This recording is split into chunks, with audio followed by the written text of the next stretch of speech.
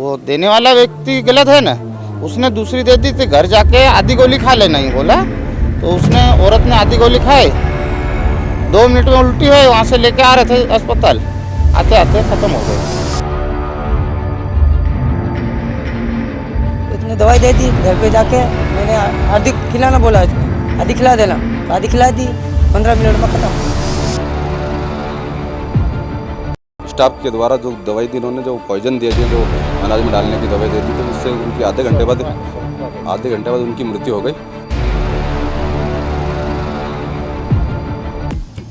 झाबुआ के समीप एक गांव है धर्मपुरी, और वहां रहने वाली रेखा अपने पति पिंजू के साथ झाबुआ के प्रतिष्ठित मेडिकल स्टोर, प्रतिष्ठित इसलिए कह रहा हूं क्योंकि यह बहुत बड़ा मेडिकल स्टोर है और काफ़ी पुराना भी है, वहां पहुंचती है और अपने डांड में दर्द की दवाई मांगती है, लेकिन उसे दर्द की जगह मौत की दवाई दे दी जाती है। नमस्कार, मैं विपुल और आप देखना शुरू कर चुके हैं द ट्राइबल लाइव। रेखा अपने पति के साथ जब मेडिकल स्टोर पहुंची, उसने दर्द की दवाई मांगी तो उसे सल्फास दे दिया गया। कहा यह गया कि धान में मांगने की दवाई, धान में जो अनाज में डाली जाती है वह दवाई। सवाल यह है कि जो कीटनाशक दवाई है वह मेडिकल स्टोर पर क्या कर रही थी। यह बड़ा सवाल है कि मेडिकल स्टोर पर कीटनाशक दवाई क्या कर रही थी। पुलिस ने इस पूरे घटनाक्रम पर मर्ग कायम किया, उसके बाद जांच शुरू कर दी। परिवारजनों ने आरोप लगाया है कि इंडिया मेडिकल स्टोर पर जब हम दर्द की दवाई लेने गए तो उन्होंने घास की दवाई जो थी वह दे दी। यह एक तरह का कीटनाशक है जो अनाज में डाली जाती है, उसकी गोलियां अनाज में रखी जाती है, गेहूं में रखी जाती है। सवाल यह है कि मेडिकल स्टोर पर वह क्या कर रही थी। जब उस महिला ने यह दवाई ली, उसके तुरंत 5 से 10 मिनट में उसे उल्टियां हुई, हॉस्पिटल के लिए निकले तो रास्ते में उसकी मौत हो गई। 4 छोटे छोटे बच्चे हैं। बड़ी घोर लापरवाही एक बड़े मेडिकल स्टोर की। पुलिस ने मेडिकल स्टोर के संचालक को गिरफ्तार कर लिया है। पुलिस ने विवेचना जारी कर दी है। समाज में आक्रोश बढ़ रहा है। जयस भी इसमें आगे आया है। जो महिला है उसके पति ने क्या मांग करी वह सुनिए आप पहले।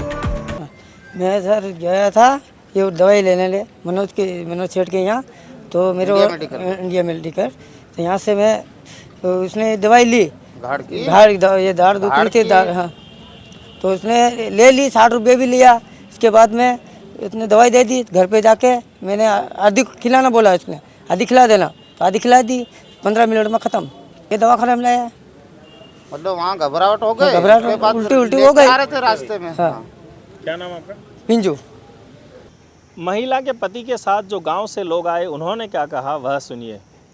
ये लोग क्या गांव में थे, उसको घाट दर्द होगी तो चलो मेडिकल पे दवाई ले आते, गोली लेने आए, तो इन्होंने बोला कि वो मिसेस ने, ये 3 लोग थे, तो 2 जने पास में मेडिकल पे जाके बैठ गए, इंडिया मेडिकल पे।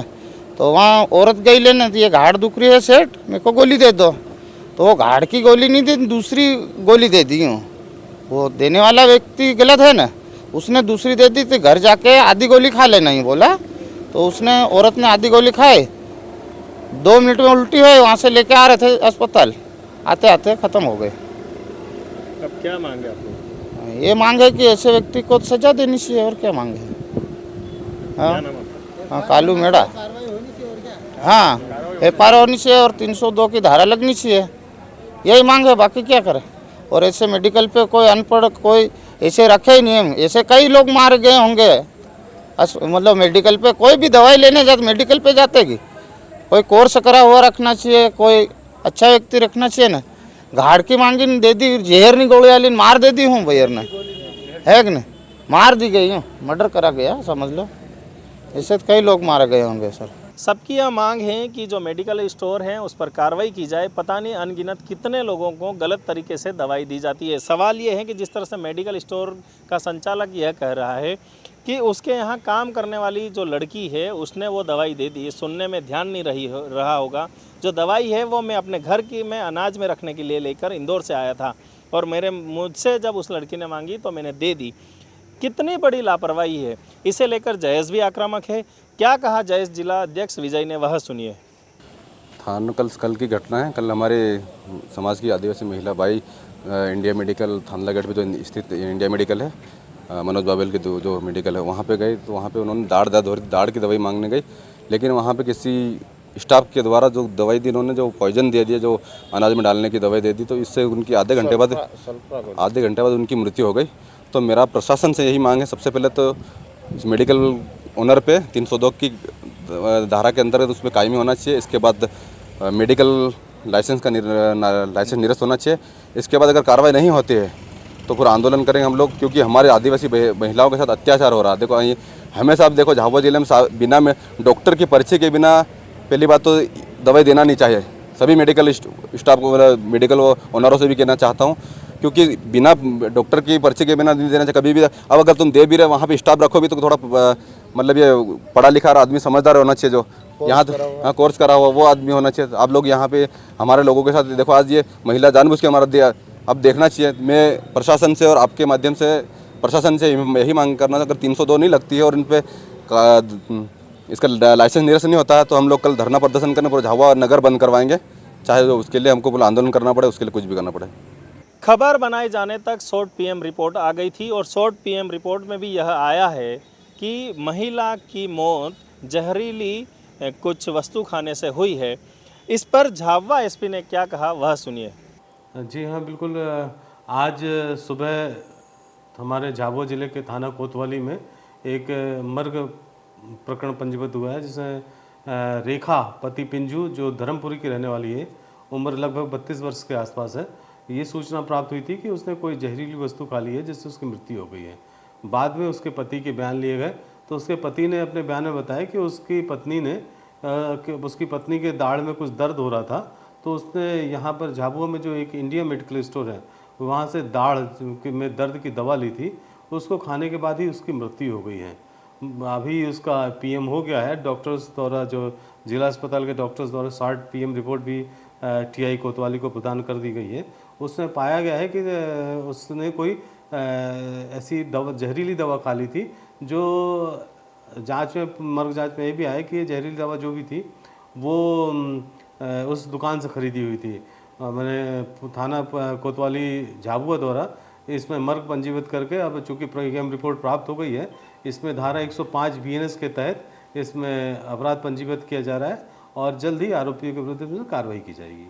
सर, इस मामले में सीसीटीवी फुटेज भी सामने आया है। जी हाँ जी, इसमें सीसीटीवी फुटेज भी पुलिस द्वारा लिए गए हैं और जो भी कार्रवाई हो रही है पुलिस द्वारा बिल्कुल लीगल पैमाने पर सीसी फुटेज जब्त करके की जा रही है और ई साक्ष्य के तहत भी हम इसमें कार्रवाई कर रहे हैं। झाबुआ एसपी से बात करने के बाद हम मेडिकल स्टोर पर जिस तरह जो सील लगाने के लिए ड्रग इंस्पेक्टर पहुंची थी, मेडिकल स्टोर को सील कर दिया गया है। ड्रग इंस्पेक्टर ने क्या कहा वह सुनिए। दूरभाष पर पुलिस थाने से बुलाया गया और वहाँ पर मुझे सूचना प्राप्त हुई कि कल एक मरीज जो है वो यहाँ पर दांत दर्द की दवा लेने के लिए उपस्थित हुई थी, परंतु उसे सल्फास की गोलियाँ दे दी गई जिसके कारण उसकी मृत्यु हो गई और उक्त कार्रवाई के संबंध में ही मैं यहाँ पर आई हूँ और मैंने सील किया है दुकान और आगे की कार्रवाई अभी कोर्ट की और अन्य प्रक्रिया अभी जारी रहेगी। मैडम, मेडिकल सर्टिफिकेट में क्या गाइडलाइन, क्या वो इस तरह बिना मतलब किसी डॉक्टर की सलाह के दे सकते हैं? जी, एक्चुअली में ये सल्फास जो है ना, ये हमारे ड्रग के अंतर्गत नहीं आती है, लेकिन ये चूंकि इसने, अब मैंने इससे संबंध में पूछा भी तो मुझे ये पता चला कि इसने बताया कि मैंने अपने घर के लिए रखी थी, क्योंकि इसको यहाँ ये तो ड्रग में आती ही नहीं है। तो इसकी कोई जांच करें कि इनके पास कितना स्टॉक है यहाँ पर? अभी तो दुकान इसको खोल, अभी मैं सील वापस से फिर 2 गवाह बुलवा के खुलवाऊंगी और पूरी विधिवत इसके आगे जांच की जाएगी। लेकिन बताया जा रहा है कि रात को बहुत सारी दवा यहाँ से निकल चुकी है। जी, मुझे इस संबंध में नहीं पता, मैंने नहीं देखा, अभी मेरा प्रकरण नहीं आया है। मैं अभी खुलवाऊंगी ना, आप ही लोग होंगे फिर से बनाया जाएगा पंचनामा। ये तो अभी एक कार्रवाई सील वाली की गई है जिससे कि ये ना कहे कि भाई बाद में कुछ टेम्परिंग होगी। बिना प्रिस्क्रिप्शन के दी गई है, दे सकते हैं क्या मेडिकल स्टोर वाले? ये तो चूंकि दवाई में आती नहीं है तो प्रिस्क्रिप्शन का तो ही नहीं, तो ये तो कह रहा है कि मैंने ये नहीं, अन्य दवाएं भी दूसरे मेडिकलों पे भी बिना प्रिस्क्रिप्शन के दी जाती है। प्रिस्क्रिप्शन वाली सिर्फ शेड्यूल H1, H ये वाली प्रिस्क्रिप्शन में दी जाती है और शेड्यूल X की, चूंकि इसके पास शेड्यूल X का लाइसेंस है, इसको दिया हुआ है। आपने यहाँ पर तमाम लोगों को सुना, जो मृतक का पति है उसका दर्द भी सुना, जो गांव के लोग हैं उनको सुना, जयस के लोगों को सुना, एसपी पद्मविलोचन शुक्ल को सुना और ड्रग इंस्पेक्टर को सुना। कितनी बड़ी घोर लापरवाही है, इस पर प्रकरण दर्ज कर लिया गया है। पुलिस ने जो मेडिकल के संचालक हैं उनको गिरफ्तार कर लिया गया है, लेकिन इतनी बड़ी लापरवाही जिसने एक महिला की जान ले ली, उसके 4 छोटे छोटे बच्चे हैं, किस तरह से इस लापरवाही पर कार्रवाई होना है आगे वह तो हम देख ही रहे हैं, लेकिन क्यों न जो प्रशासन के वो लोग जिनको जिम्मेदारी दी गई कि ऐसे मेडिकल स्टोर का समय समय पे जांच की जाए, किस तरह से अवैध काम किए जा रहे हैं, किस तरह से जिन लोगों को रखना चाहिए काम पर उनको रखा या नहीं रहा, इन्वेस्टिगेशन समय पे होना चाहिए नहीं, कई बड़े सवाल खड़े करती है यह घटना, क्योंकि एक महिला की मौत हुई है। इस पूरे घटनाक्रम पर आप अपनी राय कमेंट्स बॉक्स में बताएं। हमारे चैनल पर नए हैं तो सब्सक्राइब करना ना भूलें।